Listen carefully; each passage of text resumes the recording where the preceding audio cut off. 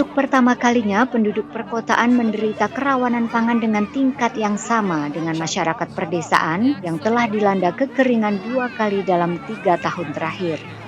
Hanya 5% rumah tangga di Afghanistan yang cukup makan setiap hari. Menurut survei terbaru yang dilakukan oleh Program Pangan Dunia PBB, WFP. Sementara setengahnya melaporkan bahwa mereka telah kehabisan makanan sama sekali. از گشنگی یا گرسنگی از دیگه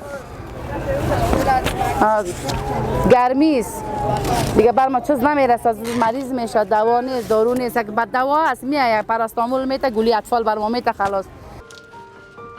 Kelas menengah juga berjuang. Hanya 10% rumah tangga yang dikepalai oleh seseorang dengan pendidikan menengah atau universitas yang mampu membeli makanan yang cukup untuk keluarga mereka setiap hari.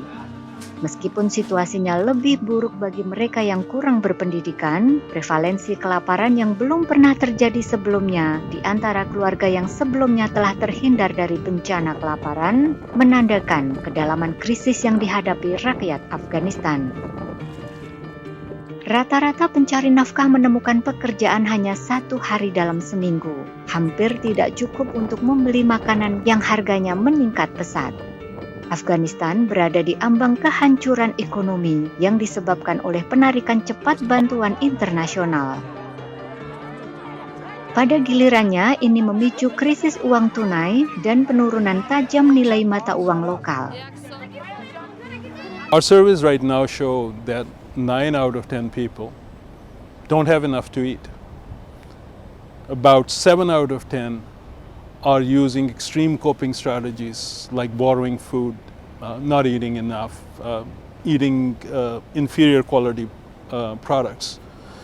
And 50% of the population has experienced running out of food at least once in the last 2 weeks. Now in this situation, if we have to tackle this, we need about $200 million immediately so we can pre-position food before the winter arrives. WFP telah memberikan 6,4 juta orang dengan bantuan makanan tahun ini, termasuk lebih dari 1,4 juta orang sejak pengambil alihan Taliban pada 15 Agustus. Juga menjalankan program yang dirancang untuk memenuhi kebutuhan mendesak orang-orang yang menghadapi keadaan darurat, sekaligus membangun ketahanan masyarakat sehingga mereka lebih mampu mengatasi saat krisis.